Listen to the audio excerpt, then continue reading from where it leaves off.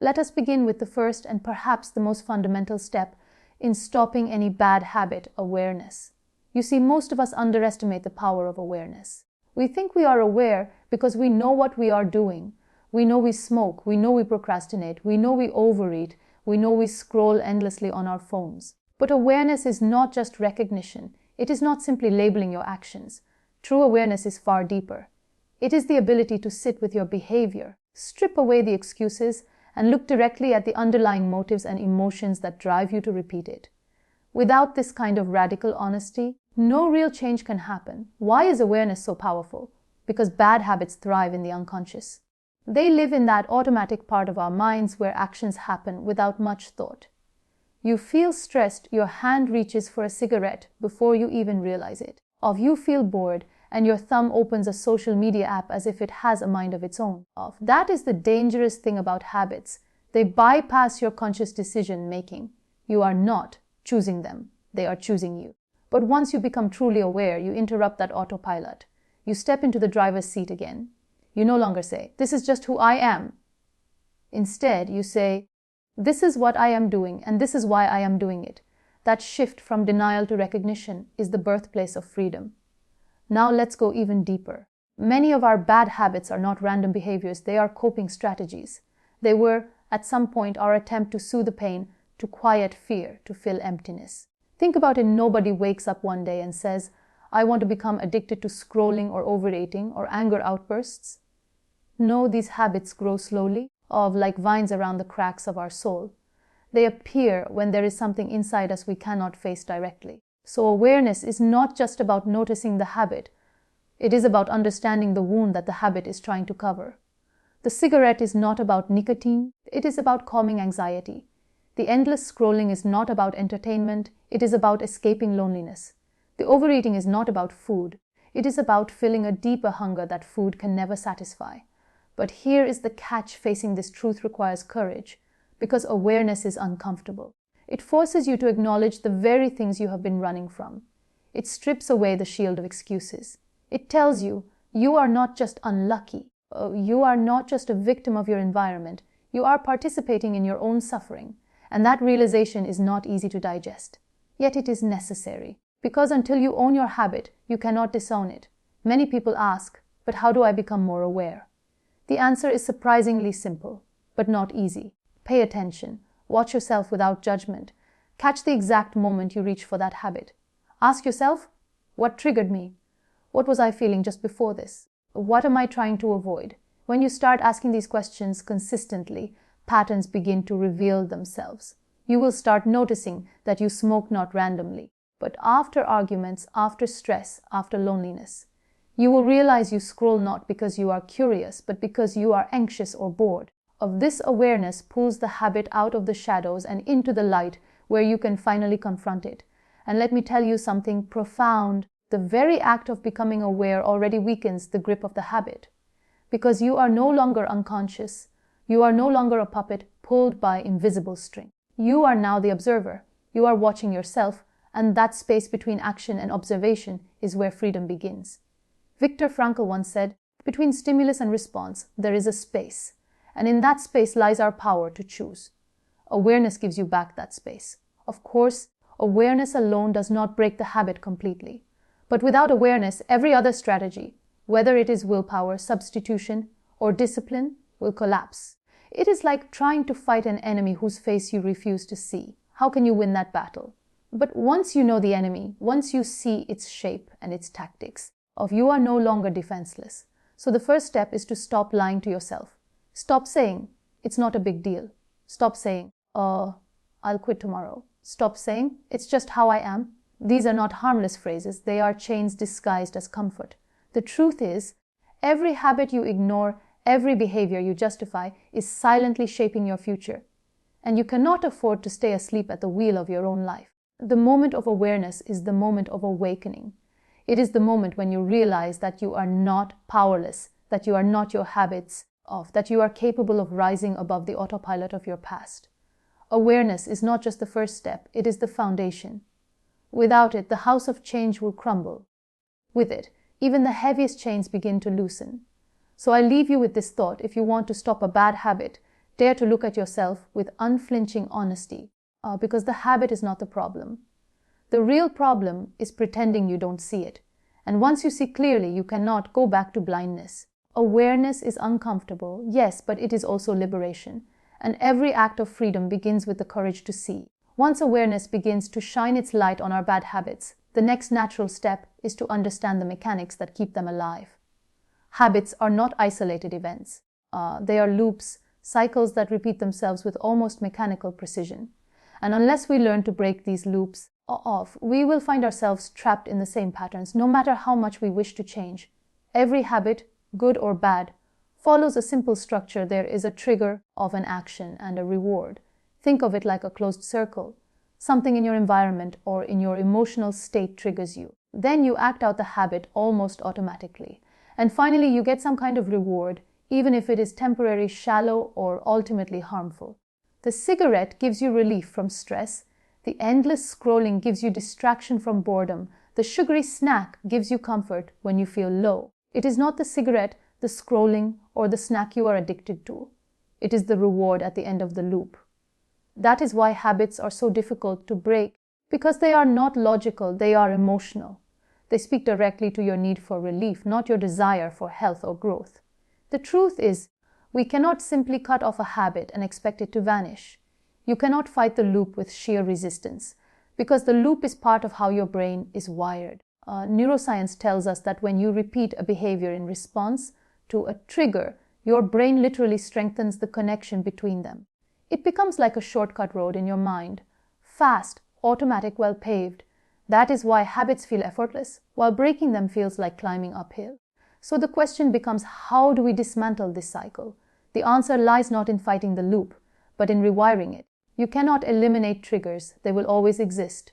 Stress will come, boredom will come, loneliness will come. You cannot eliminate the desire for reward, it is part of being human.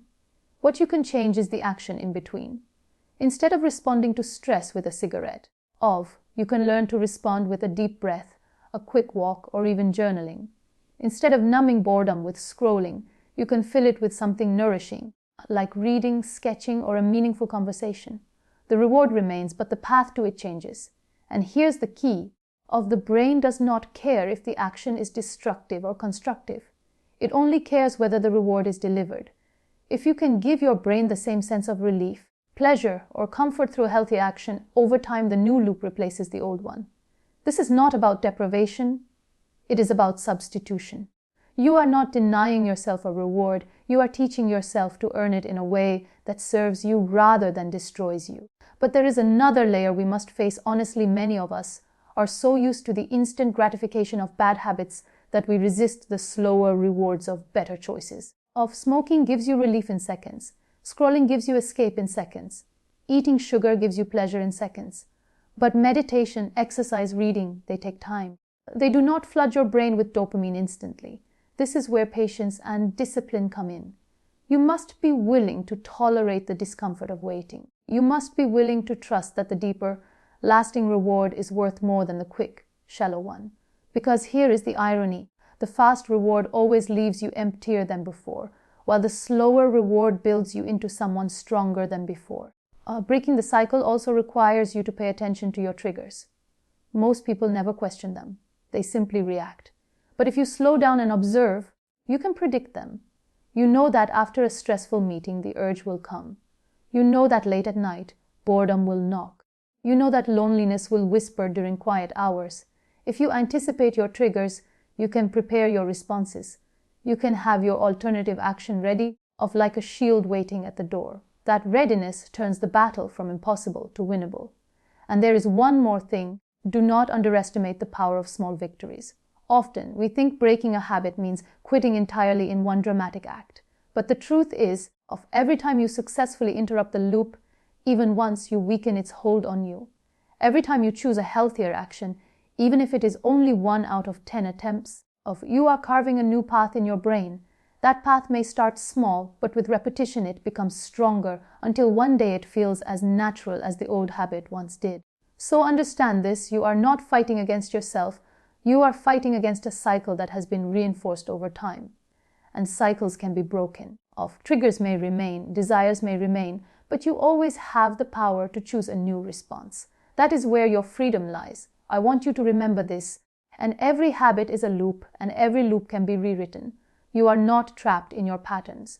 You are only trapped in your unawareness of how they work. Once you see the cycle, once you learn to replace the action, you are no longer a prisoner of your own behavior. You are the author of it. So the next time the urge arises, don't ask yourself, how do I stop this? Ask instead, what is this really giving me? And what else could give me the same reward without leaving me broken afterward?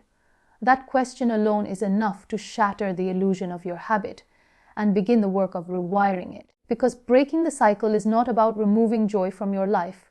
It is about reclaiming it. When most people think about stopping bad habits, their first instinct is to say, I just need more willpower. They imagine themselves tightening their fists, gritting their teeth, and pushing through the temptation until somehow the habit dies on its own. And maybe for a day, or a week, or even a month, they succeed. But eventually, the same cycle returns, and they slip back into the very pattern they were trying so hard to escape. Why? Because willpower is not infinite. It is like a muscle that grows tired with use. You cannot build your life on sheer resistance. The moment your willpower runs out, the old identity takes over again. That is why lasting change never comes from willpower alone. It comes from identity.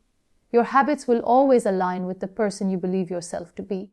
If you see yourself as a smoker, no matter how many times you quit, you will keep returning to cigarettes. If you see yourself as someone who struggles with discipline, no matter how many planners or schedules you create, you will find a way to procrastinate. But if you shift your identity, if you start saying, I am a healthy person, I am a disciplined person, I am someone who values growth, then your actions will slowly begin to match that belief. Habits follow identity like shadows follow the body. This is not just philosophy, it is psychology. The human mind craves consistency. We hate internal contradictions. If your actions and your identity do not match, eventually you will change one to match the other. Most people try to change the action while clinging to the old identity, and that is why they fail. But if you change the identity, the actions naturally fall in line. Because once you truly believe you are someone new, doing the old thing feels unnatural, even absurd. A person who sees themselves as strong will not accept being weak. A person who sees themselves as disciplined will not tolerate constant distraction. Identity acts like a compass. It points your behavior in a consistent direction. So the real question is not, how do I quit this habit? The real question is, who do I want to become? And even deeper, who am I really? Because every habit is a reflection of identity. Smoking is not just the act of lighting a cigarette. It is the statement, I am a smoker. Procrastination is not just about delaying work. It is the silent admission, I am someone who avoids responsibility. Overeating is not just consuming more food. It is whispering to yourself, I am someone who cannot control my impulses. The habit reflects the story you are telling yourself about who you are. To change the habit, you must rewrite the story. This does not mean you need to craft some grand vision of a perfect self overnight. Identity shifts happen in small, deliberate steps. When you choose not to smoke, you are casting a vote for the identity of non-smoker. When you choose to exercise instead of lying down, you are casting a vote for the identity of a healthy person. When you choose to focus instead of scrolling, you are casting a vote for the identity of disciplined individual. One choice does not define you, but every choice is a vote. And over time, the votes accumulate until the identity becomes undeniable. Of course, this also requires you to stop clinging to old labels. How many times have you heard someone say, I am just not a morning person. I have no self-control. Or, I am terrible with discipline. These are not harmless statements. They are declarations of identity, and they act like chains. Every time you repeat them, you are reinforcing the very self-image that keeps your bad habits alive. If you want to stop the habit, you must first stop identifying with it. You must say, this is something I do, but it is not who I am. That distinction is powerful, because once you separate your identity from your behavior, you open the door for change. The beautiful thing is, identity-based change is lasting. You may break a habit with willpower for a while, but if your identity does not shift, you will return to it under stress, fatigue, or temptation. But if your identity shifts, even when stress and fatigue come, the habit no longer feels compatible with who you are. Imagine someone offering a cigarette to a person who says, "I'm trying to quit." That person may still feel tempted because their identity is tied to being a smoker. Now imagine offering it to someone who simply says, "I don't smoke." The temptation vanishes because the identity itself rejects the action. That is the power of aligning your behavior with who you believe you are. So let me say this clearly: if you want to stop bad habits, do not just fight the actions, reshape the identity. Decide who you want to be, and then prove it to yourself with small, consistent choices. Over time, the evidence will mount and the story you tell yourself will change. And once your story changes, your life follows. Because in the end, your habits are not just what you do, they are who you believe yourself to be. And the day you shift that belief is the day you break free from the old patterns that once controlled you. So I leave you with this: don't ask yourself, "Do I have enough willpower to quit?" Ask instead, "Who am I becoming with every choice I make?" Because every action is not just a step toward or away from a habit, it is a statement of identity. And once you choose the right identity, you will no longer need to fight your habits.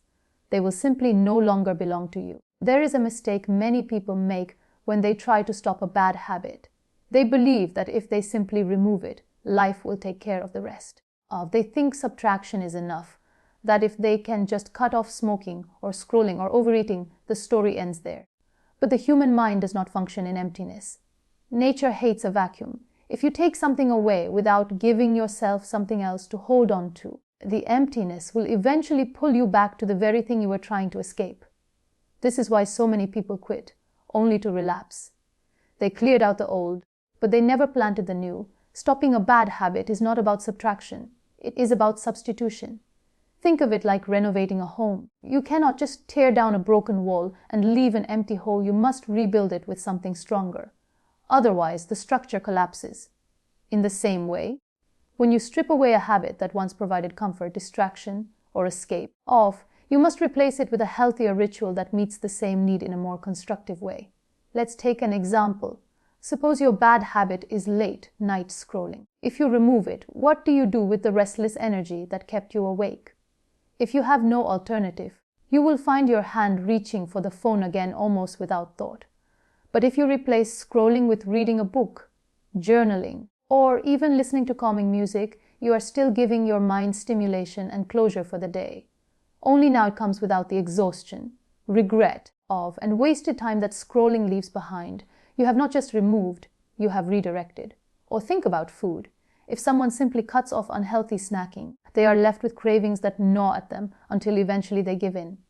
But if they replace junk food with nourishing alternatives, fruit, nuts, herbal tea, they still satisfy the urge to eat, but in a way that supports their health instead of sabotaging it. The craving does not vanish instantly, but over time, the replacement habit becomes the new normal. This principle applies to almost every destructive pattern. You do not stop anger by bottling it up. You replace the outburst with a pause, with breathing, with expression through words rather than shouting. You do not stop procrastination by simply commanding yourself to focus harder. You replace the paralysis with micro-actions, breaking the task into the smallest possible step so that movement replaces avoidance. Every habit has an underlying energy, and that energy must flow somewhere. You cannot destroy it. You can only redirect it. But there is another truth we must acknowledge. The habits we try to stop often gave us something real. Even if it was temporary, smoking gave relief from stress. Overeating gave comfort. Scrolling gave escape. If you ignore the need they fulfilled, you will always be pulled back. Replacement works not because it forces discipline, but because it respects the underlying need while offering a better solution. It is about saying, yes, I need relief, I need comfort, I need distraction, but I can meet these needs without destroying myself in the process. That is wisdom. Philosophically, this is the difference between rejection and transformation. Rejection says, I will fight against this habit. Transformation says, I will take the energy this habit represents and channel it into something that helps me grow. One keeps you in a battle with yourself. The other frees you to evolve beyond the battle altogether. Of course, this requires experimentation. Not every replacement will work for everyone. What soothes one person may bore another. What motivates one person may frustrate another. The point is not to find the perfect replacement immediately, but to try, to test, to discover what gives you the same sense of reward without the cost. And once you find it, repeat it until it becomes automatic, until it stops feeling like discipline and starts feeling like identity. And here's something powerful. The replacement habit can become greater than the habit it replaces. Exercise does not just replace stress. It transforms stress into strength. Journaling does not just replace overthinking. It turns overthinking into clarity. Reading does not just replace scrolling. It turns distraction into wisdom. The replacement is not a compromise. It is an upgrade. So when you think about stopping your bad habits, do not ask, what do I need to quit? Ask, what do I need to begin? Because your life will not be defined by what you remove, but by what you create in its place. A life emptied of bad habits, but never filled with meaning, will still feel hollow. But a life where destructive patterns have been replaced with constructive rituals, that is a life of growth, resilience, and beauty. So I leave you with this of do not just take away the thing that breaks you. Choose the thing that builds you. Because habits, like bricks, will always construct something. The question is whether they are building a prison or a foundation for the life you truly want to live.